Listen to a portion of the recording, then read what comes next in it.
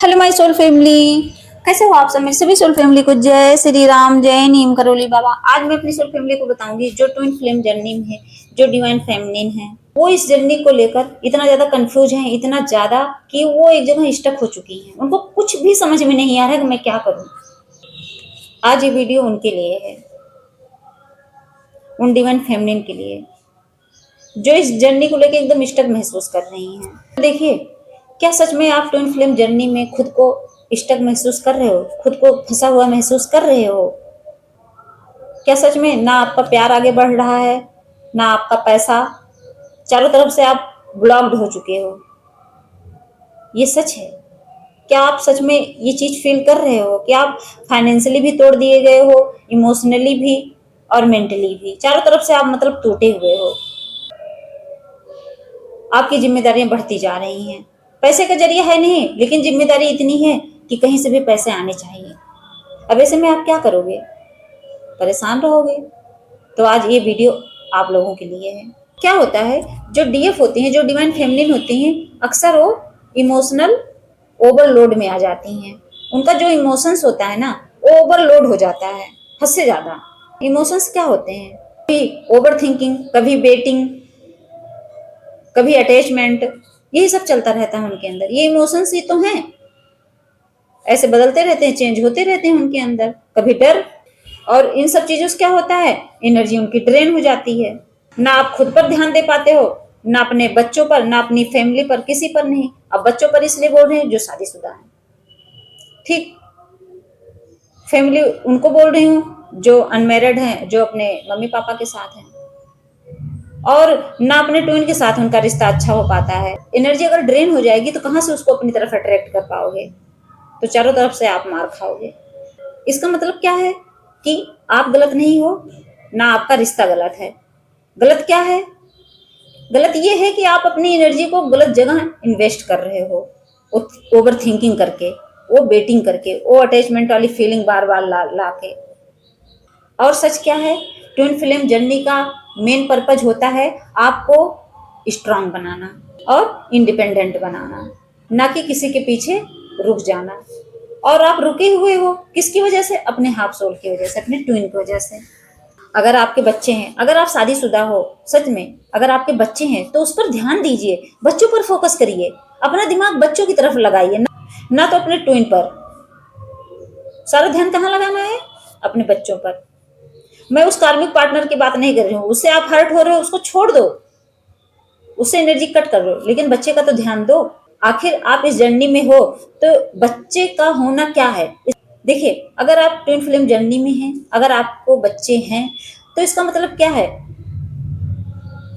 कि आपको डिवाइन कहना चाहते हैं कि सारा ध्यान आपको अपने बच्चों पर लगाना है। आप उससे मिल नहीं सकते हो कभी। आप सोचो कितने लोग ऐसे हैं जो अपने सोल से नहीं मिल सकते, जो अपने ट्विन से नहीं मिल सकते। तो डिवाइन उनसे कहना चाहते हैं कि कम से कम अपना ध्यान उसके बजाय अपने बच्चों पर लगा लो ना। उसको ही भगवान का रूप समझो, कि बच्चे समझ लो भगवान के रूप में आए हैं आपके पास, आपको हील करने के लिए। हर दिन कम से कम आधे घंटे, 1 घंटे बच्चों के साथ क्वालिटी टाइम स्पेंड करिए, बिताइए उनके साथ समय, और इमोशनल बॉन्डिंग बनाइए। सिर्फ उसकी फिजिकल बॉडी से सेवा करने से कुछ नहीं होगा। पता चल रहा है उसको आप नहला रहे हो, धुला रहे हो, खिला रहे हो, पहना रहे हो, स्कूल भेज रहे हो, स्कूल से ला रहे हो, सब कुछ बेकार हो जाएगा। उससे इमोशनली अटैच हो जाइए। उन बच्चों के दर्द को समझिए, तकलीफ को समझिए, उनसे बॉन्डिंग अच्छी बनाइए, उनसे पॉजिटिव बातें करिए, उनके अंदर भी पॉजिटिविटी लाइए, उनको भक्ति करना सिखाइए। ये सब चीजें आप नहीं कर सकते, कर सकते हैं, लेकिन आप कंफ्यूज रहते हैं, आप हमेशा डाउट में रहते हैं कि हम क्या करें क्या ना करें। ये रास्ता आपको नजर नहीं आ रहा है।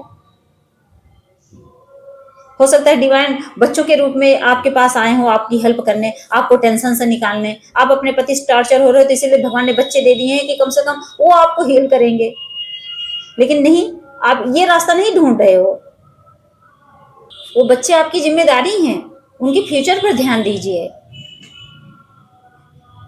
उसी से आपकी हीलिंग होगी। बच्चे भी समझ लीजिए आपके लिए हीलर का काम करेंगे। बचपन से ही आप उसके साथ सोचिए, छोटा सा बच्चा होगा आपका, उसके साथ आप खेलना, हंसना, मस्ती करना। सोचिए ये सब चीजें डिवाइन ने आपको दी हैं, समझ लो आप ब्लेस्ड हो डिवाइन से, लेकिन आप उसको समझ ही नहीं रहे हो। कहा जाता है ना कि बच्चे भगवान का रूप होते हैं, और वो भगवान के रूप में आपके घर में आए हैं, और आप क्या कर रहे हो, उसको इग्नोर कर रहे हो। कितनी बड़ी बात है, सोचिए। उनको डांटना नहीं है, डिवाइन आपसे कहना चाहते हैं उनसे बॉन्डिंग अच्छी बना लो, और पैसों पर ध्यान दीजिए, इंडिपेंडेंट बनिए। इंडिपेंडेंट का मतलब ही यही है कि आप पैसे कमाने का जरिया ढूंढ लिए। आप शादीशुदा हो, आपके अंदर कोई ऐसी स्किल नहीं है, मान लीजिए आपके अंदर नहीं है पढ़ाई करने के गुण, आप कह रहे हो कि क्या पढ़ूं, कैसे पढ़ूं, तो आप कोई ऐसा काम सीख लीजिए, कोई ऐसी स्किल सीख लीजिए जिससे आप 2 पैसे कमा सको। घर में रह के ही वीडियो बनाना शुरू कर दीजिए, खाना बना रही हो उसका वीडियो बनाइए, कुछ भी कोई स्किल सीखिए, ऑनलाइन सीख लीजिए। ऑनलाइन नहीं समझ रहा, ऑफलाइन जाके सीखिए। कोई छोटा मोटा इनकम सोर्सेज ढूंढिए, कुछ तो ऐसा होगा। अपने आसपास दिमाग लगाओ, सोचो कि हाँ मेरा दिमाग कहाँ जाके स्टेबल हो जाएगा, क्योंकि अपने हाफ सोल के पीछे भागने से आपका दिमाग स्टेबल नहीं होगा। ये लिख के रख लीजिए।